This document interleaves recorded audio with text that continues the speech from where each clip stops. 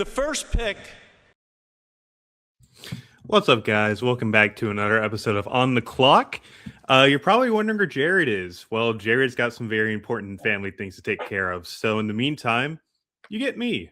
And you've also got Elijah here as well. So, Elijah, I want to welcome you to this show here. I think this is the first time we've had you on. Yeah, it is. I'm excited, man. I love it. I'm so fired up about everything that Just Baseball is doing with you guys and what you guys have been doing on the college side and the draft side. It's really exciting. We got a lot of stuff coming in. I think 2026 is going to be a huge year for us and for my Chicago White Sox, man. I appreciate you having me on to talk about that. Yeah, absolutely, man. As you mentioned, going to be a huge 2026. I'm very excited for February. I think 13th is the beginning of the college season for that to come around. And if anybody doesn't know, Elijah, obviously head of operations over here at Just Baseball, absolutely great A dude, hyped as hell to have you on today to talk about the White Sox. The White Sox aren't going to be the only thing we talk about, obviously, but the draft lottery happened last week. You guys were in Orlando, while I was also in Orlando for a different thing. But you know, we've gone through the draft lottery. We know a pretty good majority of what the draft order is now. We're just waiting, obviously, on the free agents to kind of sign and then see where the compensation picks fall in. But, you know, for those that weren't able to watch the draft lottery or anything like that, obviously the White Sox got 1-1, despite even after having 27% odds at the beginning of the day. The Rays were 2 and the Twins were number 3. So, Elijah, first thing I want to ask you, covering the White Sox, being a fan of the team, how big is this for the White Sox going into 2026? Yeah, I mean, it's huge, man. It really is huge. I was there. I think I was in the draft lottery room during it, and I think I was probably one of the only people that had like a visual reaction. I tried to keep it controlled. Obviously, I'm in my professional setting there, but at the same time, couldn't help but let out a little emotion, little fist pump go. You know, it's exciting, man. It is. It's you know, obviously, you guys on people that listen to this show are aware of Roch Cholowsky, and you guys are going to talk about him for the next 6 months, of course.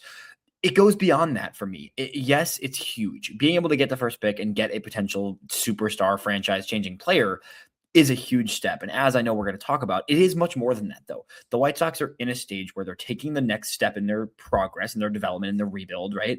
Last season, you saw a lot of the rookies, a lot of the top prospects get to the big leagues, start to make an impact, right? Going into 2026, there's a vision and a path to having another step get taken. And this draft pick does even more to just bolster that next wave of talent coming through the organization beyond just the first pick. The first pick is incredible, but what it does for the bonus pool and just the options you have in the draft and just the ability to, the second pick in every round beyond that, but the amount of money they're going to be able to potentially have later in the draft too. It's really exciting, man. I couldn't help but be fired up. I was nervous, man. That whole thing when the Giants jumped, and we'll talk about that too, I know, but when the Giants jumped up to top 5 from that thing, they had Buster Posey on the pregame of the draft lottery. They had him talking about the this and that and how the experience of the draft. I'm like, oh man, not this. They're not going to have him on the show and then have the Giants somehow get 0.1% chance to get the first overall pick or whatever. I was like, I got really nervous. But then once we got to top 3, I had a good feeling, man. Honestly, I felt good about it. And obviously, Rays, Twins, great for them being in the top 3 as well. But yeah, it's exciting, man. It's really exciting for White Sox fans. Yeah, absolutely. And this is the first time that the White Sox have had a 1-1 pick since Harold Baines in 77. Yeah. I know you guys have picked in the top 10 the past last 3 years in a row, I think. So yeah. Looking at what they've done the past couple years under this new regime and with a new draft strategy, obviously 2024, Hagen Smith, you take him at 5th overall. You do pay him a little bit more, but however, you do have that money to play with. Caleb Bodmer, 2nd round, Blake Larson in the comp round B, and then go to last year where Billy Carlson's top 10. And then you take a guy like Jaden Fauske at 44. For you, do we think we're just going to see a same old strategy where they kind of go after these high upside guys with some money savings and really work around that signing bonus pool to really spread out some love across some of these higher upside guys? Yeah, I think so, man. And I know you guys talked about this. You were on the Future Sox pod, which I do, and you were talking about this too. But like, there's no world where Roch Cholowsky can break the record by $1 million for signing bonus. And the White Sox will still then have another $1 million to allocate towards later rounds of the draft, right? So you could have the guy be by far the biggest signing ever at the first pick, and you still have a healthy amount of savings to put towards later picks. So whether it be the 2nd or the 3rd or the 4th round, I would expect it to be probably 2nd or 3rd. They're going to strike big with a prep guy, would be my guess. I think the organization has shown that is the goal, really, is to find that 2nd or 3rd round prep guy that you think can be a 1st round caliber talent. You buy them up a little bit, you buy them down a little bit by, spending a little bit of that excess money, right? So from everything that I have talked to and talking to, the scouting director and Chris Getz, the GM, and like just at winter meetings, right? Like they're not going to say this early. It's way too early, of course, but it seems to me like we're in a situation where, assuming Roch is the first pick, even if it is Grady Emerson, right? Whatever, they're going to then strike big with a big time prep guy that they try to drag down either to the second or third round, depending on just how the organization of it shakes out.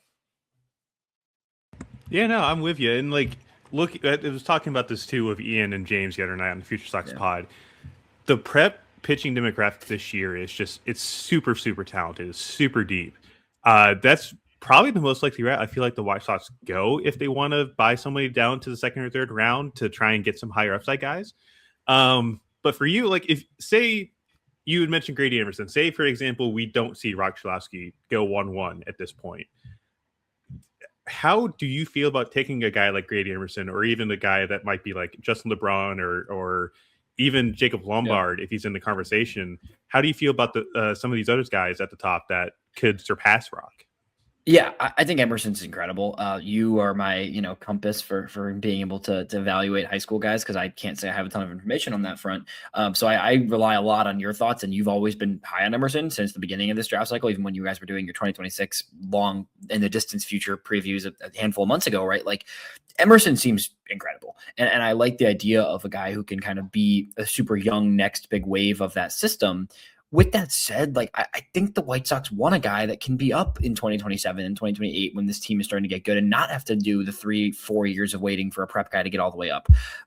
I would really be surprised if it's not Cholowsky, assuming his season is good again in UCLA. Like, I mean, we heard from Mike Shirley right after the draft lottery. The White Sox scouted Roch in high school, like very closely. They had scouted him carefully in high school. They thought he was a guy that could already be a high end pick at that point. He goes to school. They already have a relationship built with him, with his family as well. And we're in conversations there 3 years back, right? So like, and then Chris Getz goes on to say that like, he explained how obviously teams move draft picks around based on pool space. It's not as simple as just the guy you want. But he said he made a point of like if we think there's a clear number one, logistically it becomes easier from there. I like Emerson a lot. I'm not opposed to AJ Gracia. There's some other names that are very interesting there. I still just think it's like, if you told me right now, is it Roch or the field? I'm taking Roch, and I think I feel pretty confident about that. I feel like everybody should be pretty confident at this point, considering the fact that I've said it. I think he's arguably been one of the best amateur guys I've seen in person. In speaking to somebody that was in the Discord the other day, who was basically, echoing what I said. It's like, if you're saying he's one of the best guys you've seen, that speaks a lot to the skill of the player, because of the fact that I've been able to see so much talent come through Cary or the ACC and everything like that in the past few years, which is absolutely true. You think about the past couple of years, 2023 draft class, coming through Cary with the USA national team, that was probably the best team that we've seen in the past 5 years or so for the USA team. And I feel like Roch may have still been better than most of those guys. And Roch was part of that 2023 high school class. Hamilton High School. He had a teammate actually that is now at Northwestern, Ryan Kucharak, who could be another pretty solid draft guy this year. That Hamilton team in high school was loaded, by the way. Gavin Turley was in that draft class too. Wow. Ricky, I think it was not Ricky Tiedemann. I think it was Josh Tiedemann who went to TCU. Mm-hmm. There's another guy. They were just insanely loaded. But you had mentioned it, Cholowsky, part of that draft class. I think everybody was really high on the glove back then. And people were just waiting for the offensive output to really tick up. Yeah. Did that this year finally, which is fantastic, because you look at what the profile is. It's a guy that has a potentially plus or better glove at shortstop, really fluid, really buttery, really smooth at the position. And then you've also got a guy who, more or less max EV is 114 with metal, probably comes down to like 110, 111 with wood, but still pretty viable, especially with the fact that he pulls fly balls a ton. And the hit tool itself is pretty good. So for me, I feel like it's still Roch at this point, unless something drastic changes or, money games. Money games are going to be a thing. And speaking of that, like we had mentioned it the other day, the draft bonus signings the slot values are going to go up. They've been going up every single year for the past decade. I would wager that we're looking at a draft pick at 1-1 to be, or like the signing value, maybe like 11-3, 11-4. Where I was guessing, yeah. Which is considerably higher than last year. Last year was just a little bit over 11 flat. I think Eli Willett signed for 8.2, so there was looking like a $2.5–3 million shavings there. And Ethan Holiday signed for 9. I think the record's still Chase Burns and Charlie Condon at 9.25. Does Roch break the 8-figure mark? Potentially. Yeah, I think he might. And I still don't even think it should be a hesitation for the White Sox. Like you still are going to have ample room, even if it says, even if Roch's camp comes in and they say we want 10, you sign. If it's they want to beat the record by 1 million, it's 10.25. Sign. Like I just don't think those are even questions. Honestly, if there is truly a guy like Roch who you believe is a 1-1 pick, you're still going to save. It's not going to be 11.3. He's not signing for 11.3. I don't see any world where he breaks the record by 2 million. As good of a player as he is and can be. If there's a serious bump there from the 9.25, I think he'll beat the record safely. I think the record of 9.25, I think he breaks that pretty comfortably. Even if it's 10, okay. Sign me up. Honestly, I really don't see a reason not to do that. One thing that Mike Shirley touched on too was he was like, we've done a really good job maximizing our money, being able to get guys like Grant Taylor, like Caleb Bonnemer. And he was saying kind of like, if there's 3 pieces we really love, we could try to stretch to be able to get those guys. And if you've given, you're going to have the biggest pool. I think that having the second pick in the rest of the rounds, even without a comp pick, maybe it's not, I think it'll be the biggest pool. Correct me if I'm wrong, but I would get, obviously we don't know that yet, but I think it'll be the biggest pool overall. So yeah, you make it work, man. You make it work. You do what you got to do. If this is the guy that you believe is the top player in the draft and that most people believe is the top player in the draft, like everybody I've talked to in the Chicago circle thinks like this is the guy unless anything crazy happens, which we're 7 months out. So much could happen between now and the draft day. We have no idea. Assuming things stay course, like I think it's the guy. I think you make the money work and you'll still have savings to go get a high-end prep guy in the 2nd or 3rd round, which is something the White Sox have shown a clear interest in doing now for a couple years. Absolutely. And even if he signs for like 9.5, you still get the record and you save roughly $2 million. You go for it. That'd be awesome. That would be probably a dream scenario for the White Sox if we get to that point. It's safe to draft tomorrow, and that's the case. Hey, I think you're clearly winning the draft. But yeah, I think signing bonuses won't really be, or like the slot values won't be released until closer to like May or June. So we're kind of guesstimating, but I think the White Sox will have a top 2 or 3 bonus pool in this draft class. I think somebody calculated. I think the Pirates have the highest just because of the amount of like comp picks that they have. But I'll have to do the math and kind of like base everything off of last year's slot bonuses whenever I have time, which not a ton of right now, to be honest with you. No, that's fair. That's a tedious task too. I don't blame you. But the interesting thing there that I consider is like, is there another team that would try to just go way over slot to get Roch? That's where I get a little weary. I don't think Tampa or Minnesota is that team. Those are the 2 and 3 picks. Obviously, I know you're going to talk about more of the draft order. The one team that I circle is like, maybe they just say, screw the rest of our draft. We're going to go 2 million over slot.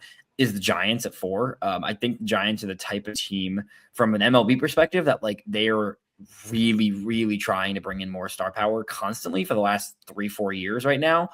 They're the one team I could see saying, you know what, we're going to senior sign some guys in the 4th and 5th rounds for the sake of having enough money to go after Roch and try and convince him to come, stay in California, whatever. I hope that doesn't happen. Obviously, I hope the White Sox don't even make it close, and they shouldn't. But that's the one team I get a little scared about trying to pull off something crazy. No, I'm with you. And like, speaking of the Rays, Chuck Ritchie is giddy as hell right now. They're obviously, I would say, probably the biggest winner of this. They came outside the lottery. I think they're like the 7th best odds for 1-1. And mind you, that's considering like the Nationals, the Rockies, and the Angels being excluded because they were ineligible to pick higher than 10th this year because of revenue sharing rules. Next year, I think it's the Pirates, the White Sox, and there's another team in there I'm like blanking on right now. But even then, like what the Rays have been looking for has been like a solid up the middle guy. They've targeted prep a lot recently too. Like Theo Gillen was your first rounder in 24. Last year, you take Daniel Pierce, another I would say viable shortstop up the middle guy to kind of bolster that middle infield depth that they have in their farm system because they love their middle infield guys. I think if you're the Rays, you probably look at that and be like, if you get a chance for Grady Emerson at 1-2, I think you take that because that fits their mold in their MO pretty quickly. Yeah. but for the Rays too, like we mentioned, signing bonuses, I would wager they earn roughly 2.5 mil, maybe more than that. And that's big in this day of age. Like draft strategies have been up the wazoo everywhere for the past like 5-6 years. Milwaukee Brewers have done a fantastic job with their draft strategies in recent years. You get Cooper Pratt in the 6th round a couple years ago. They had a weird like bumble or like a bunch of guys that they had in like the 10th, 11th, 12th round last year. And they wouldn't be able to sign guys like Cooper Underwood, who's at Georgia Tech now. But then they get some guys in like the 18th or 20th round that can sign, like 500K. So they've really exploited the draft strategy, and I think the Rays have operated pretty similarly. Just looking at what they did in 24, they get Jack Lyons for TXNL shortstop, 12th round, signed for 397.5, which probably 400K without the 2,500 contingency bonus there. And then you go to what they did this past year, and the Rays themselves, if I can pull it up here, they get guys like Brody Dene in the 17th round. If you don't know Brody Dene, 70 grade raw power. It's ridiculously good how well of a rotator and bat speed generator he is. Then you look even farther up, you get guys like Dean Moss, Cooper Fleming, you get Tate and Gray in the 3rd round. They all sign for slots. So like the Rays do a very good job of taking care of their draft strategies and knowing what they're doing. So I'm excited to see what the Rays can do here. Another winner, you can mention it, the Giants. You're a little terrified. A little bit. I can't lie. Which is definitely like it's a viable reaction to have. They go from I think 15th or 16th in odds to hey, we have a top 4 pick now. They add roughly $3.5 million to their bonus pool. I think that's the biggest margin that they get. And for them, they've been interesting. They get Gavin Keelan last year. I feel like at the top of this draft, do we see them go after like Justin LeBron, AJ Gracia, kind of stick with college? Yeah, I would think so. I would think so. That would be my gauge. I feel like the Giants, again, they're in this weird like middle ground of baseball where they're trying to compete, but they're still not good enough to really compete. And I think that they're going to chase ready soon, high end upside bat. Maybe it's an arm too, potentially, but I still think it's probably college route. Maybe they're like, oh, this is the highest we've picked in years. Maybe we just want to get a really swing for the fences prep guy, but I do think they probably go with like the upside ready soon college guy.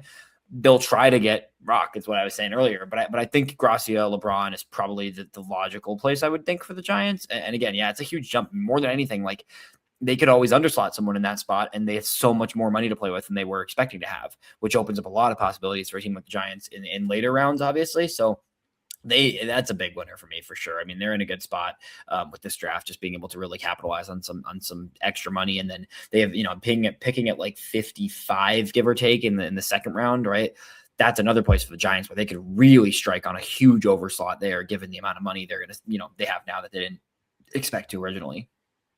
Yeah. And they did that strategy a couple years ago. Walker Martin was their 2nd rounder. Mm-hmm. They paid him like $3 million, if I remember correctly, which was like a $1.5 million overslot. So I feel like with the Giants, like you had mentioned that they had Buster Posey on TV, like 10 minutes before they had number 4. So I feel like the league was doing them a justice by having him on TV and be like, hey, so you have a top 5 pick. You just don't know it yet. Yeah. Yeah, I mean, that works for them, I guess. I'm sure they're not complaining about it, so it works out well. And then obviously there's a couple teams beyond that are still winners too. Yeah. Kansas City Royals, the team that was right behind them in the draft lottery odds at 16. I believe they picked 6. I don't know why I thought 6, top 5. Still ridiculous. They get another over $3 million jump in bonus. And Brian Bridges, we've had Bridges on the podcast before. If you haven't seen that podcast, by the way, that was great. It's gonna be on the YouTube channel in the On the Clock playlist. If you want to see me geek out about talking to a scouting director for about 45 minutes, feel free. But like Brian Bridges has targeted high upside guys the past couple of years. Last year they get Sean Gamble, Josh Hammond in the 1st round. They take a shot on Michael Lombardi in the 2nd round. So the Royals they found a knack to find talent. And giving them this kind of firepower in this draft class, considering the strength at the top of this draft and some of the depth in it. I wouldn't be shocked if the Royals come away as one of the biggest winners on draft day itself, while also, looking at the draft lottery, they jump 10 spots in odds. Yeah. I think that's a big one for the Royals. I think they're going to try and go. That's another team I think could go big game hunting. They're going to try and get the highest upside player they possibly can at 6, even if it means spending the amount of that slot, if not more than the slot. Honestly, I wouldn't be surprised at all. Yeah. Brian Bridges, by the way, this is the guy that took a shot on Austin Riley, and it turned into him being one of the cornerstones of the Braves championship in 21. So if there's anybody that can and will go big game fishing, it will be Brian Bridges. So I'm excited to see what the Royals can do. I'm sure Jared, too, is also very excited to have a top 6 lottery pick. So happy for him as well. Again, Jared, first off, just want to put him out here as him being just an amazing part of this podcast and being an amazing part of Just Baseball. Sucks that he isn't here, obviously, but want to wish him and his family nothing but the best moving forward too, with everything that's been going on recently for them. So Jared, if you're listening to this, thank you, buddy, for all you do. I'm excited to have you back on the pod here in the next little bit once everything's down and settled for you. But now we've kind of covered the winners. How about we cover some losers as much as people probably don't want us to do it. I thought the biggest loser on draft day was St. Louis Cardinals. They had I wouldn't say guaranteed top 10 selection, but they were within the top 8, and they fall outside of the top 10. They fall down to, I believe, 13th. For the Cardinals, like I don't think you can walk away from lottery day and be happy. However, if there's one thing to kind of like cope with or to feel happy about, I don't think this draft class is going to matter where you pick in the first round. I think with the amount of depth that it has, I think you walk away looking at it like, okay, we took a punch, but at the same time, do you look at the writing on the wall and be like, it's just over? Or do you look at it with a glass half full mentality and we can still capitalize on this? Yeah, that's an interesting way to look at it. I mean, I think, yeah, like you've talked about, I think there's a lot of depth in that middle of the first round range, or after the first few. So, the Cardinals, it's a tough situation, and this is why I still don't really love this lottery system, because they really were 10th. But because the Rockies, Nationals, and Angels are put, like, in terms of like where they pulling the cards during the draft lottery, they really were 10th, but they fall to 13 because the Rockies, Nationals, Angels were locked at 10, 11, 12. So while the Cardinals thought they were going to be 8th, they only dropped 2 spots in terms of the lottery, but they dropped 5 spots in terms of where they're actually picking. That's what kind of bugs me about the lottery system. I think it's, as much as it worked well for the White Sox this time, so I'm not complaining. The Rockies, Nationals, Angels all being 10, 11, 12 thing, it's a little weird to me still, but like you said, I think the Cardinals will be fine. They're in an interesting spot. I think whether or not they admit it, I think they're entering a rebuild. I think I don't know. I think they know that sort of, but they won't really fully commit to it. And it's a weird little in-between spot for them, because they still were decent last year. They weren't terrible by any means, but I don't really think they're a team that's contending with their current core. So maybe 13 encourages them to go after a high upside prep guy that has, they can kind of be a core part of their next wave, because they really should be building towards that next wave, in my opinion. I agree with you. And then also kind of looking at it too, the Cardinals were kind of part of that group of the Rockies, Nationals, and Angels last year, or right. So we thought. We thought they wouldn't even be able to pick at this range within the top 10 because of revenue sharing. But then they got, I don't want to say bailed out, but their status changed within revenue sharing. They were then eligible to do this, but then got sent back to basically 13th. So right. I kind of wonder too if that may have played a role, but that's just me speaking out of my butt, basically, if we want to say it. Other team that really I felt like got screwed, the Pirates. The Pirates were a top 3 odds coming in. They fall to 5th, which next year they're not eligible to pick in the top 10 because of revenue sharing. They picked in the top 6 the past 2 years. They lose. I would say they lose roughly like $1.5 million just by dropping 2 positions, because of the fact that the bonus pools or the signing slots this high are just there's such a big difference. But for them, like this feels like a big old, like, you're adding insult to injury. There's salt in the wound, etc. With losing a guaranteed top 3 spot to now you're picking 5th, and then you don't even have a top 9 pick next year. So Right. interested to see what you think about that. Yeah, that's a tough one. I kind of forgot about that's what the White Sox got screwed with last year. It was the same thing where it's like they picked 5th the year before with Hagen Smith, so then they have to go 10 last year.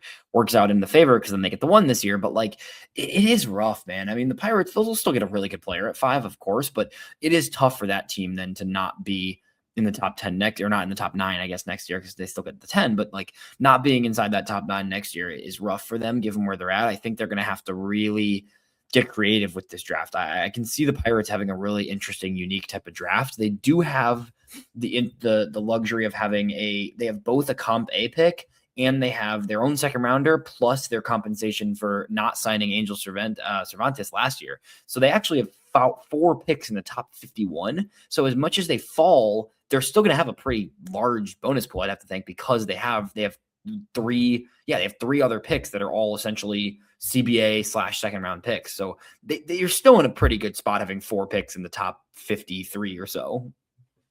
Yeah, 100%. But I also do think like if you lose $1.5 million like they did, and that's just a guesstimate. We're not again, we're not sure what the signing bonuses or the slot values are at this point. But I feel like if you're the Pirates, you want to have they very clearly could still have a record signing bonus in this class. I think the record right now is still held by the Guardians in 24. I could be mistaken on that. But then I still feel like they get a top 2 signing bonus pool in this class. I wouldn't be shocked if they might even have 1 with the amount of picks that they have at their disposal. There's one team I actually forgot to mention on the article that we put out a week ago, the Miami Marlins. And Jack is free to drive to my house and slap me across the face on my front porch if he wants to. They're like the Cardinals. They have a top 10 probability going in. They fall to 14th. That's a pretty big drop in terms of both bonus pool and just odds as well. So, if you're the Marlins, I can't remember if they have a comp pick. I think they do. I could be mistaken, but that's another team where I kind of sit there and I wonder what their draft strategy looks like now because of the fact that they lose out on, I would say, like $2 million. Right. Yeah. So, that's a bummer. I mean, the Marlins, this is how many years in a row have they fallen from their original odds? I feel like it's been like 3 or 4 years in a row that they've fallen from where their initial odds were. It just, people can say what they want to say. They can get upset about the lottery. It happens. It's luck, unfortunately. But it does stink for the Marlins to fall lower. I think it is 4 straight drafts that they've got a lower pick than they were initially projected in the lottery. So it's a bummer. Yeah. Yeah. I feel like with them, if there's a way to kind of fix the draft lottery moving forward to where you're not banishing teams from picking within the top 10 because of revenue sharing, I want to ask you this. What do you think would be a viable option to replace that with? Like, how would you kind of go around the anti-taking endeavors that some of these teams or like the league's been trying to do, but also make it, I would say, more fair? Because I do like the idea of having a lottery. However, at the same time, having the original system where it was kind of going off record kind of made it a bit more unique. And for me, I didn't like the NBA lottery. NHL has been fringy as much as they gave us Andrei Svechnikov, go Canes, by the way. But like keeping it with the NFL, now the NFL is unique in how they do it because this is just reverse order of the standings from the year prior. So I'm kind of interested. What do you think would work best? Yeah, that's a good question, honestly, man. I don't know what the way to do it. I feel like maybe it's a lottery only for a handful of teams rather than the full 15. I think it's unfair to have some of these, to a degree, to have some of these teams that are like projected 15 to be like jumping in top 5 and then those teams in the top 10 falling down. Maybe it's like only the top 10 is in the lottery, or maybe the top 9 to not include those bump down guys. I don't know, man. I think that there should be a lower amount of teams involved in the lottery, and I also think maybe the odds just should be a little bit heavier on the top end teams. Like it should just be a little more like, oh, if you have the worst record, you're guaranteed a top 4 or 5 pick, and then so on and so forth. Maybe I'm not, again, the structure of that, it's hard to even like wrap your head around, but I do think there could be a little bit more balancing of it. Yeah, I'm with you. And like you speak about having the worst record, White Sox last year was not able to pick higher than 10th.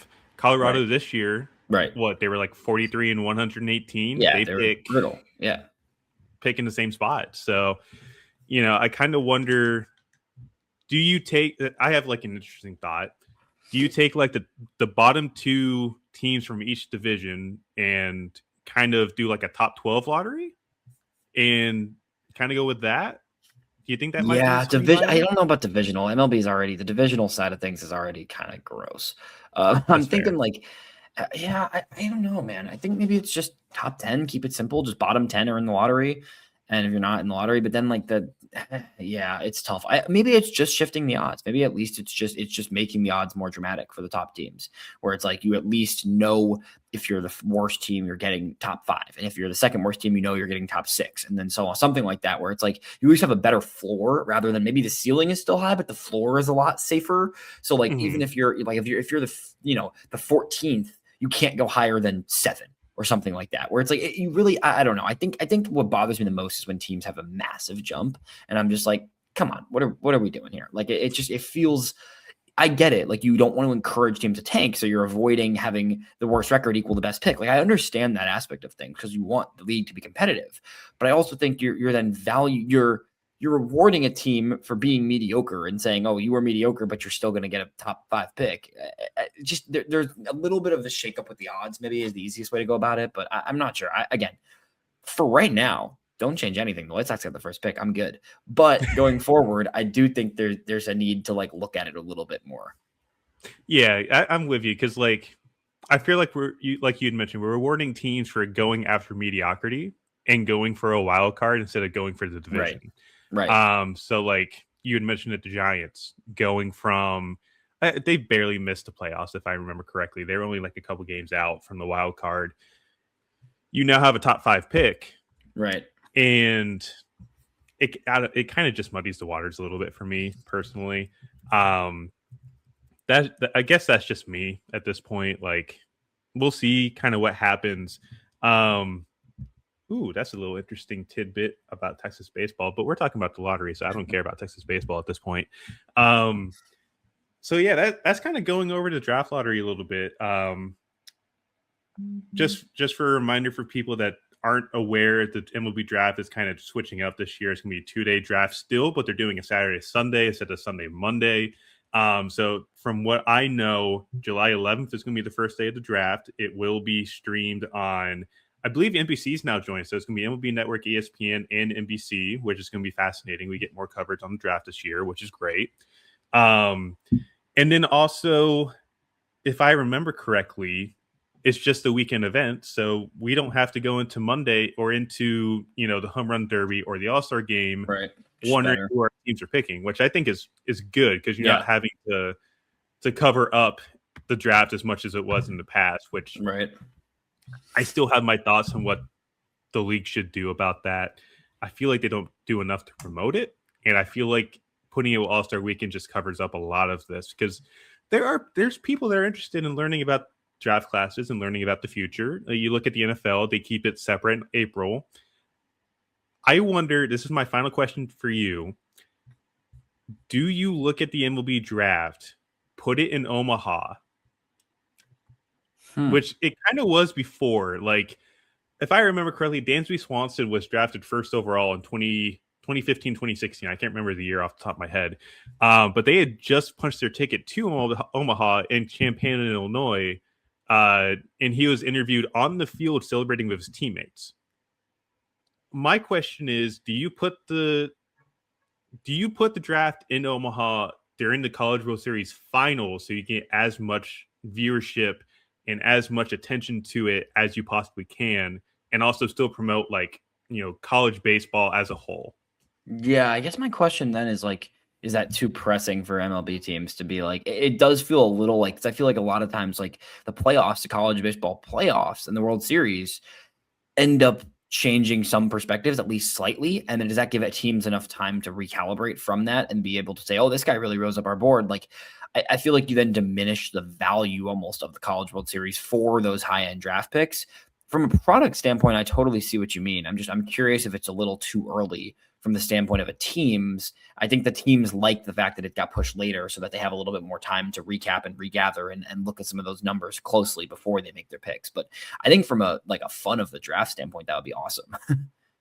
Yeah, no, I'm with you. Like I would absolutely love it as just like speaking as a fan of college baseball and as a fan of amateur baseball in general, like having those two events combined would be fantastic again for viewership. I think that would be a great thing for the league to kind of investigate a little bit to see if, if you want to have more viewership for the draft and kind of match what the NFL does or the NBA does, or maybe even NHL. I know NHL had a pretty good crop of viewership this past year.